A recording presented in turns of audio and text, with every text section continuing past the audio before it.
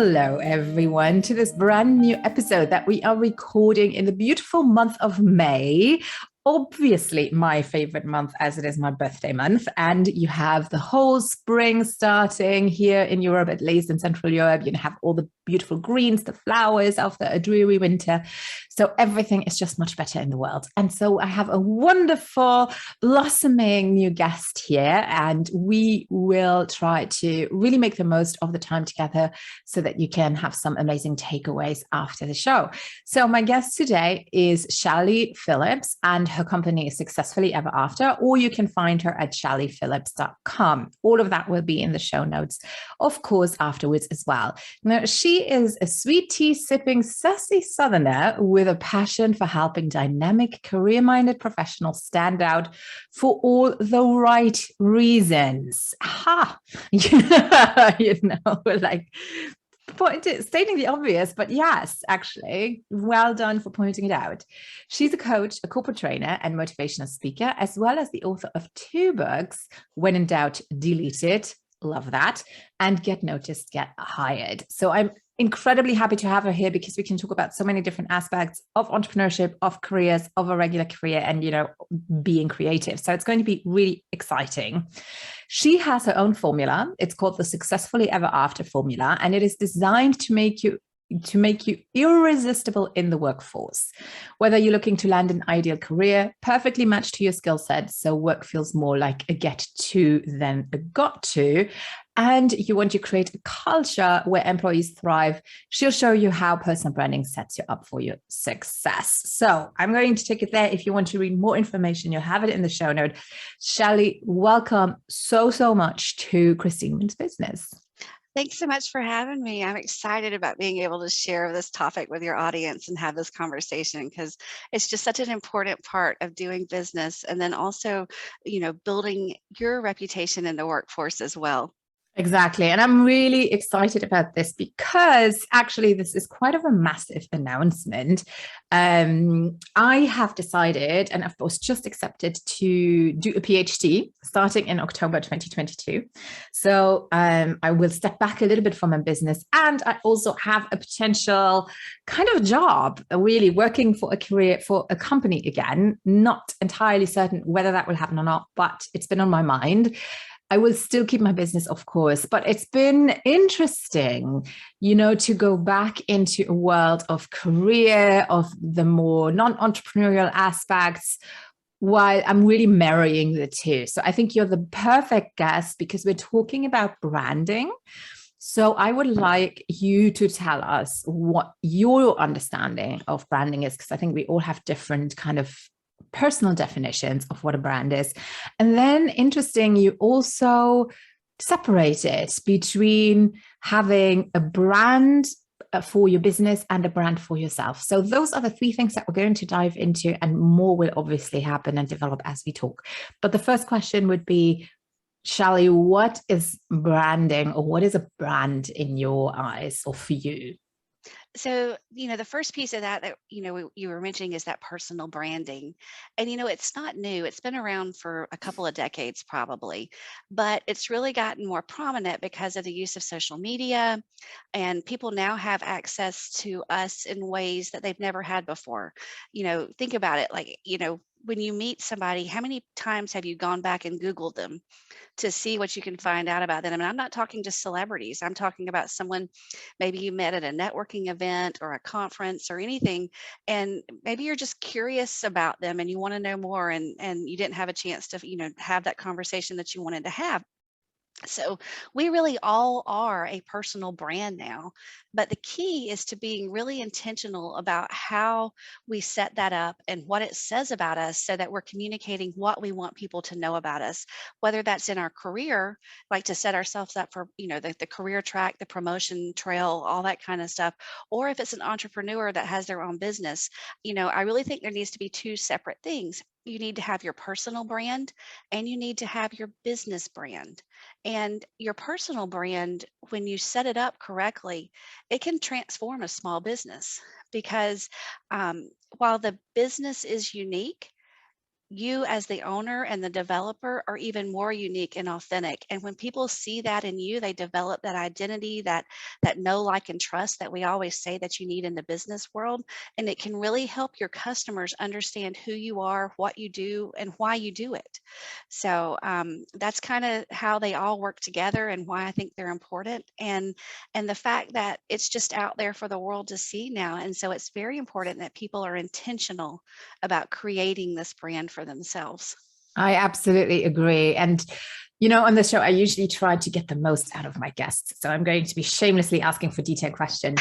So when we think about brand, I think most people have an idea of brand being something like Nike or McDonald's or Starbucks, and what they usually think about is a font and a color, maybe a slogan.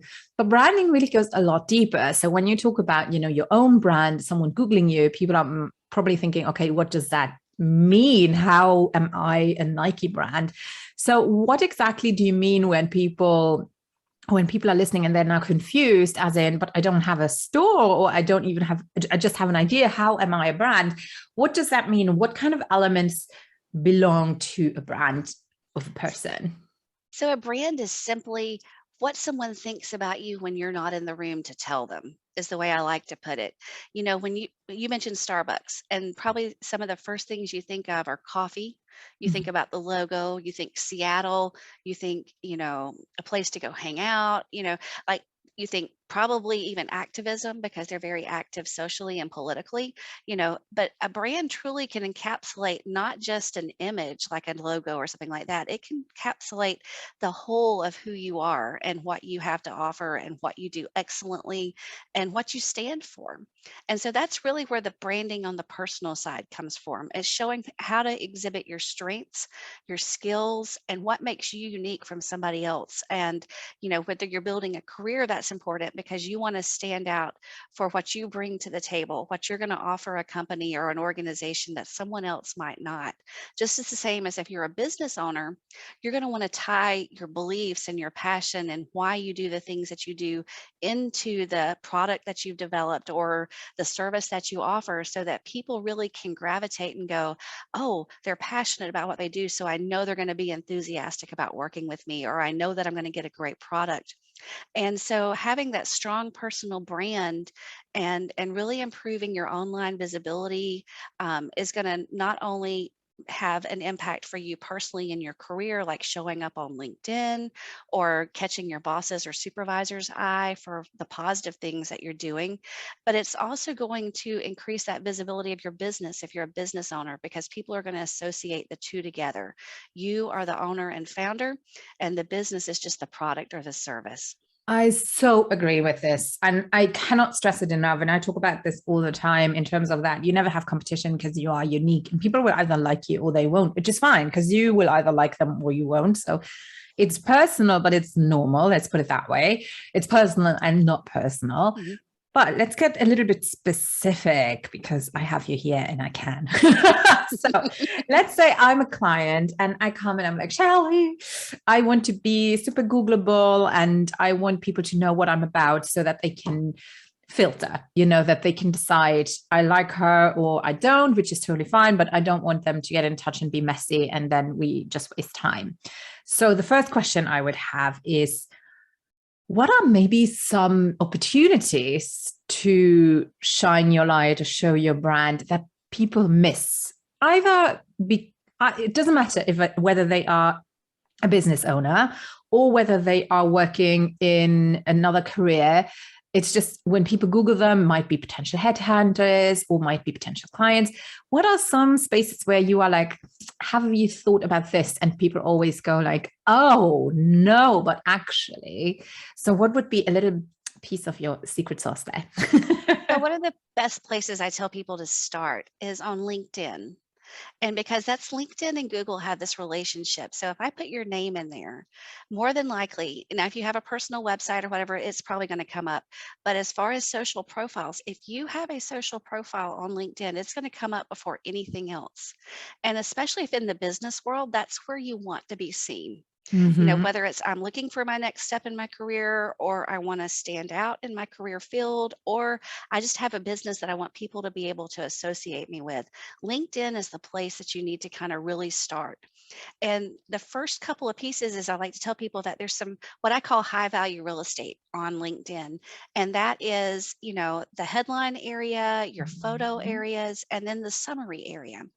And if you'll really focus on those three things to begin with, you can start making some real leaps and bounds on getting noticed, and your profile strengthening. And of course, if you're strengthening and you're working on your profile, LinkedIn, just like any other platform, rewards that by showing your profile to more people, because they say, oh, this is going to be a good user. They're going to be adding value and content, and we need to make sure that they're getting out there too. Because just like anything else with any kind of business, they're wanting to grow that platform. And so the people that are most engaged and the people that are providing value are the ones that they're going to help promote and get out there, because it helps them also. And so, really, the first step I think that people can do when they're creating that personal brand is to really, do some introspection first, is Mm. think about who you are, what skills or solutions that you bring to the table. What is it that you want people to think about you? And when you get to that point, I tell people that there's a real easy way to get started if you're kind of stuck. Like, I don't know what makes me that unique, or I don't really know what my secret sauce is, or whatever you want to call it. Is I say pick 5 people that you know Yeah. and have them from different parts of your life. Maybe have someone from work, have someone from your social circle, have someone from church, have someone that you might feel comfortable having lunch with, but you're not best friends with, or something like that. Get a wide variety of people. Like, start with 5 and just ask them, when you think of me, what are the first 3 things that you think of?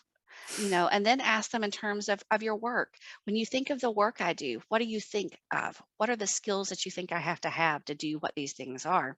And you can kind of start building out from there, and you can see, well, is the brand I'm putting out going in the right direction already? Or do I have major work that I need to do to like refine this and drive people in the direction that I want to go? Plus, it gives you a great starting point to start building out that branding statement for yourself when you hear the words that other people associate with you, and which ones ring true, which ones are authentic. And you know what image it is that you want to portray to people.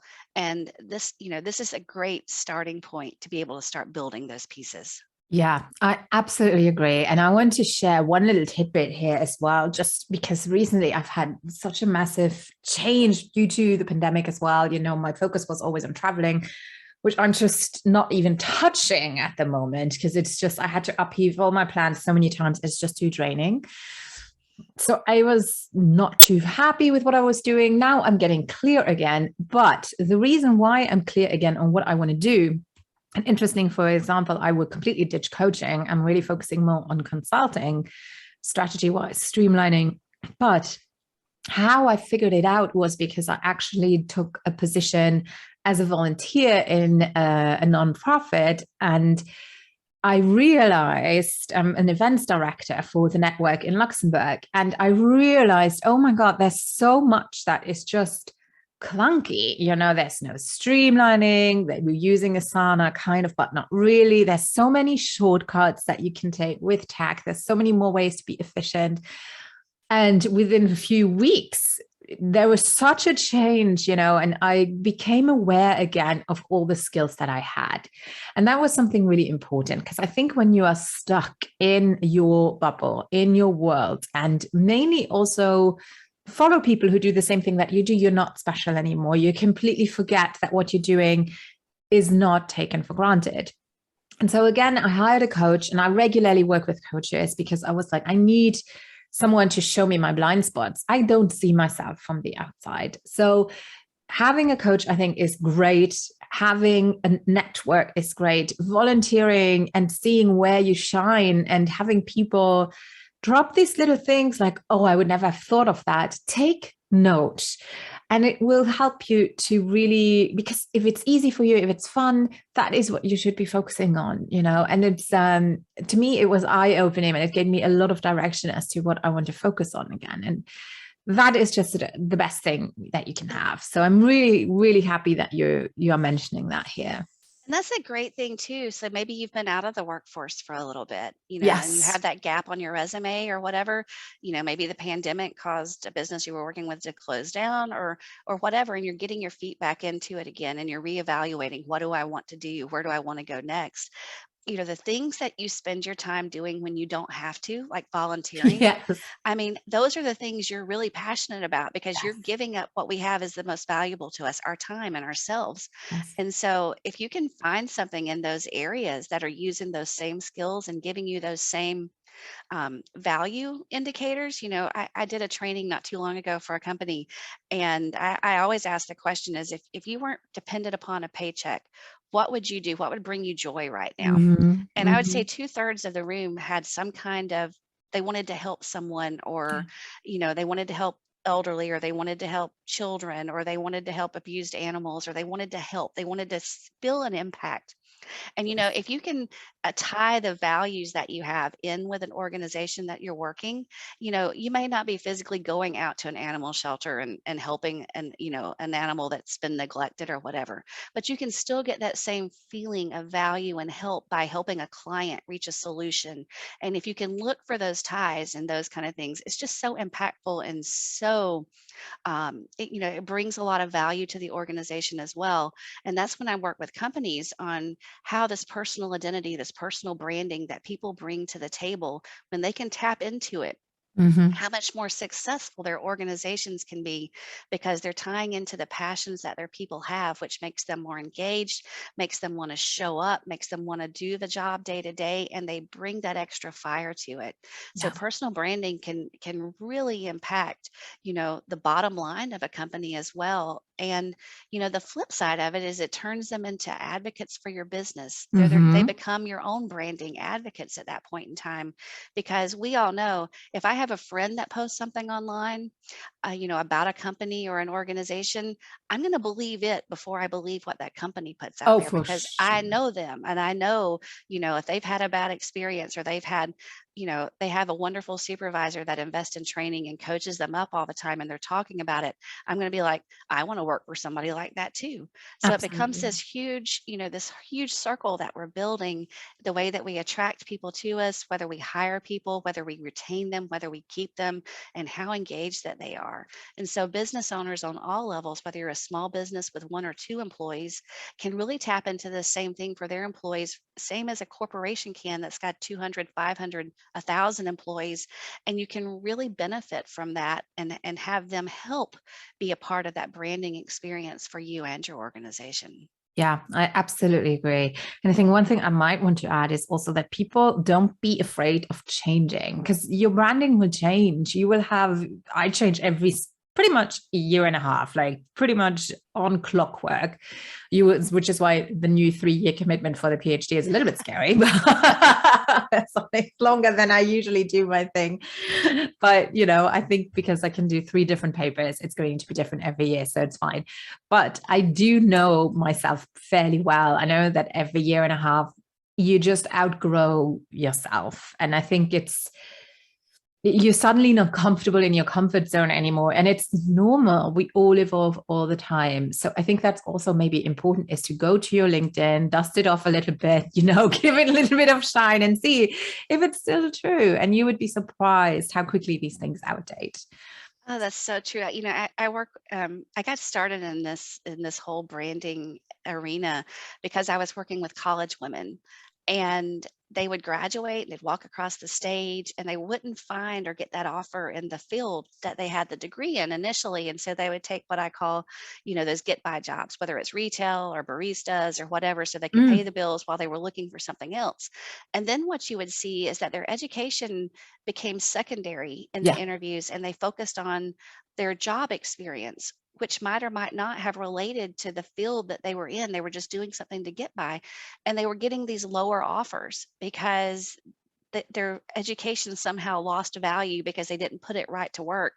Instead, they were doing something that, to pay the bills until they could find what they needed. And so, really working with these women on how to position yourself and your visibility and how you market yourself, because we are our biggest assets, and Yes. we should get paid for what we bring to the table, and that offer shouldn't change just because I supported myself and my family while I was searching for something. Absolutely. And, but the thing with them is being young college women that were starting in the workforce and everything, 5 years down the road, they were looking, okay, my career is morphing. I have found other things that I'm interested in. But the Yes. thing with your brand is that it is flexible and it does grow as you grow. Your skills change, you add strengths to your arsenal of what you bring to the table. You have all the experience and the wins at work that you want to be able to talk about and weave into that picture of who you are. And that's the great thing is you don't have to stay the same. I mean, Exactly. you look at in the advertising world, how many brands have redesigned, or how many have had new product spinoffs? That's the sign. When things change, it's growing, and if it stays the same, it's probably dying. And It, so, I mean, I don't mean to be real crass about it, but the thing about your brand is that it is going to grow with you as you grow. So the earlier you start it and you start building on it, the more that you can really get clear on your messaging and you get clear on what you want to put out there. And it's going to, your network's going to change as you change and evolve, and people are going to Mhm. have other impressions of you that are going to build into your brand. Because that's a piece that I think people forget about is your brand isn't just what's online. It's about the interactions that you're having with people as well. Like right now, you're forming an opinion of me based on this conversation that we're having. You may have done some research and you've seen my website and some of my social media and stuff, but us having this conversation is really solidifying whether you Mhm. think I have something of value to offer or not. Mhm. And it's the same way in the workplace and the same way for business owners. Your interactions with people are even more impactful to your brand and your reputation than what you're going to find online. The online, I like to say, is a start, but there's so many avenues that you can use to grow that brand and build it and really develop it that, yeah, if it stayed the same, it's like nobody would ever believe it, because we No, all know as people, like I am not who I was at 21 that I am at no. 50. Thank And, goodness. I think about all the experiences that I've had in between that I've learned from and that have helped me morph and grow and have allowed me to become the person that I am now, so that I can share that same experience and help someone else along the way. Yeah. No, I love everything you just said. Absolutely. And I love also that you said that it's not just the online thing. Don't forget your network, who you are working with, who you're having contact with at that moment, who you're talking to. I think it's really important, even if you have an online business, the closest new clients that you probably have are actually where you live. I think sometimes you forget that. I definitely forgot that. And now that I'm back, kind of networking, obviously it wasn't possible as well during the last 2 years. But now that I'm networking again, it just helps so much to get clarity, I find. So we talked about LinkedIn, we talked about your network. Is there a third little kind of secret weapon that you have in your arsenal where you'd say, don't underestimate this? Yeah, the network, I think, is a piece that people underestimate the most. And so I would really, really focus on that, and being intentional. Mhm. You can have multiple networks, and you'll have your online network. You have your core group of people, like those people that you go have lunch with, or me, the ones I want to sit on my front porch and drink that glass of tea with, and let's just diagnose what's going on in the world. Those kind of people, um, and and your brand for them are going to be different. Mhm. And the other piece that I think about is that you know that authenticity piece, whether it's Mhm. online, whether it's in person, whatever it is. I can't change the core of who I am. And so I think people need to embrace that. That's the thing people struggle with on LinkedIn that we were talking about too, is in that summary area, because it's more of a first person accounting, and it's always very strange for people to write about themselves. It's Yes. hard to do. You don't want to set the I do, I. It's very uncomfortable for people. And so one of the things I tell people when they're building out this brand is to think about the stories that are your life. What is it that has made you who you are? And you can weave those into there. And I'm going to give you an example. I was working with a guy not too long ago, that he was changing careers. It was ending one and deciding that he wasn't ready just to stay home, and was Mhm. starting a second one in real estate. And as we were talking and through our coaching sessions and stuff, the thing that came out was that he got this bug for real estate back when he was a kid. His dad was in construction and did small projects, and his dad had a rental property, and he would go with him and help fix things and flip properties and do that kind of thing.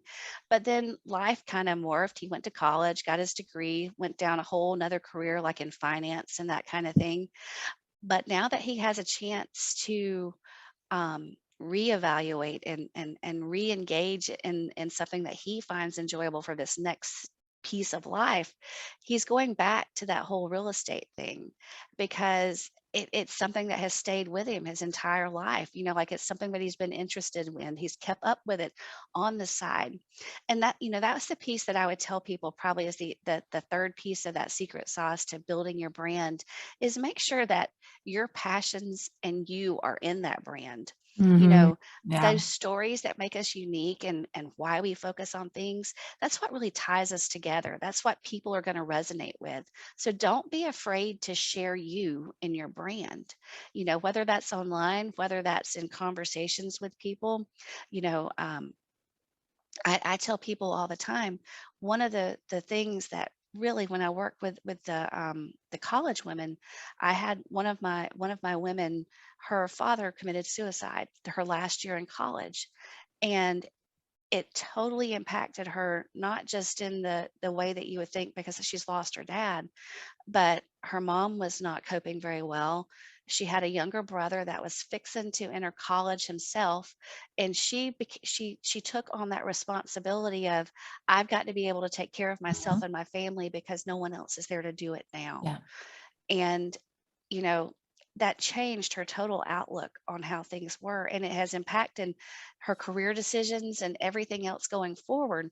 And positive or negative experiences really do make you real to the people that are out there. Yeah. So whether it's, I used to love to go do this with my dad when I was growing up, or here's a life-changing event that I Story. went Yeah. through, Yeah. that if you can tie those emotions and the feelings into your branding, into your summary statements, into the story of you when you're telling it in an interview, or whether you're interacting with clients, it adds that authenticity piece. And I think that today, because with everything that's happened in the world, I think trust is at an all-time low. I think people are afraid to trust what they see, what they hear, and but they will trust what you tell them when they can see you and when you I have that agree. conversation. And when you come across I as have it in my post-it right now, like include story in my LinkedIn summary. and so when you come across, as vulnerable, and you come across as authentic and willing to share those pieces that have made you who you are, I Mhm. think that makes you such a stronger candidate for anything in life, whether it's Anything. the business owner or whether it's for a potential employee. I agree. I absolutely agree. I absolutely agree. And it also sometimes explains things that people don't understand you zagging from your zig. In my case, and I'm just explaining it because people listening to me, you might have listened to an episode that I recorded a year or 2 years ago, and this is very different.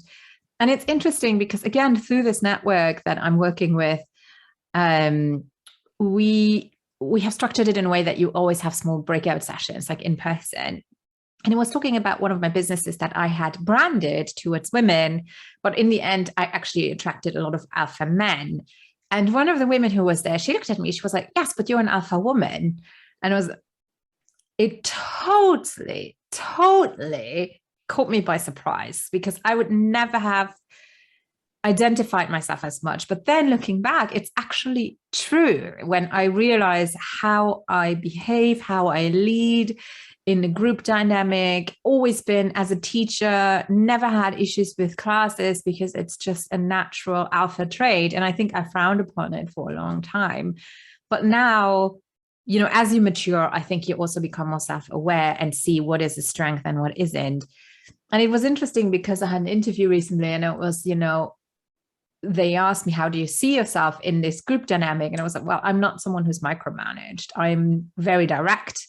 sometimes too direct. I'm aware of it though, that I can be a little bit overbearing and intimidating, but now I know, before I didn't. So, and actually it was a positive because the director was, well, I need that because I sometimes need that support and I need someone to be able to replace me when I'm not there.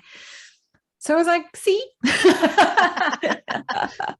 So I think that self-awareness indeed, and not being afraid to talk about it or to, you know, write it in your profile and saying how you got there can be super beneficial. So I think it's amazing.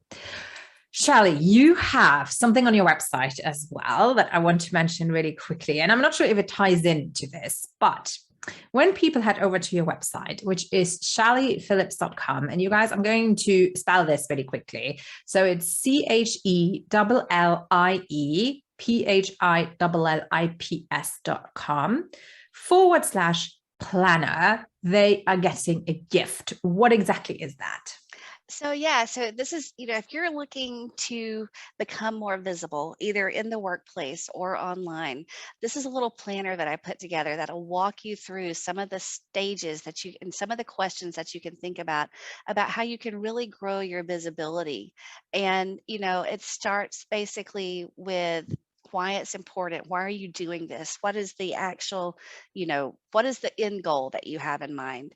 And, you know, because having that clear vision is really important, because that's what really helps you solidify the messaging and where you want to place it and how you want to um, really present yourself. But the other piece of that is I get people to look at, what's the roadblock that you might face?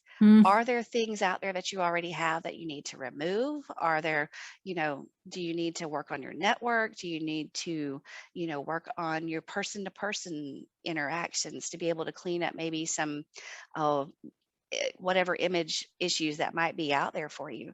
And so we walk through some of those to kind of discussions, and we walk through some career steps that and goal setting and what you want to accomplish with this. And then we also look at how we might have, especially with women, some of my clients I see is that they kind of limit their own visibility. So are you doing anything in the workplace or in the business world that makes you less visible, that you need to work on internally? Some of us are not as comfortable speaking up in meetings, or we're not as comfortable getting on video and sharing our conversation with people and how we feel. And so what are the areas that we need to work on ourselves to be able to dive into that confidence pool that we have, to be able to present our skills and not feel like, that I'm being untrue to myself by being able to do these. And then I have several clients that work in really male dominated industries. And, some of them have felt like, well, I have to be one of the boys to fit in. I can't really come across as feminine. I can't do these kind of things. And really, those are things that we've decided.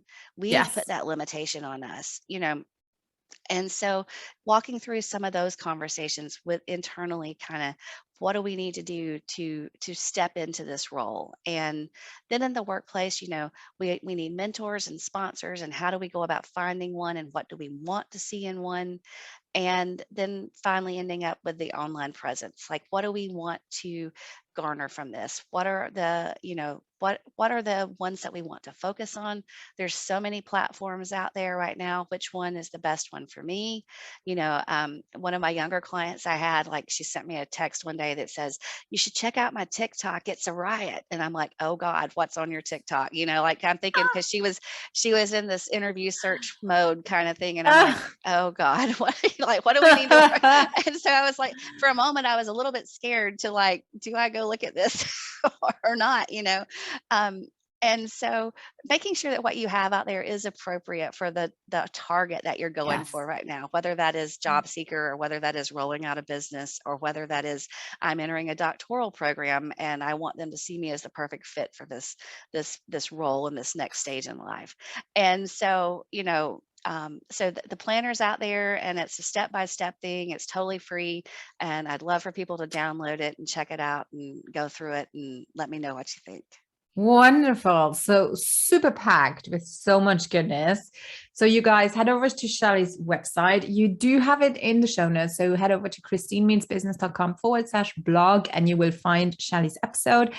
And you have the video of us. Hello. If you're not watching on YouTube, you can listen to us, obviously, as you can also on Spotify and Apple and on many other podcast platforms. And we also have a written summary if you don't have time to look at. And we have everything from Chellie's website to her social media profiles that you can then just click on to follow her, to stalk her, to get in touch with her. I would love it if she resonated with you and you need help in that area, to get in touch with her. That's what we're here for. Chellie, it's been absolutely a delight to have you. I could listen to you for hours. There's something calm about you, which I really appreciate. So thank you so, so much for taking the time and sharing all that wisdom with us. Thank you for having me. I've totally enjoyed it. Wonderful. You guys, I will see and hear and listen and talk to you again in 2 weeks' time with another guest. I'm really looking forward to it already. And take care. And I'll talk to you soon. Bye-bye for now.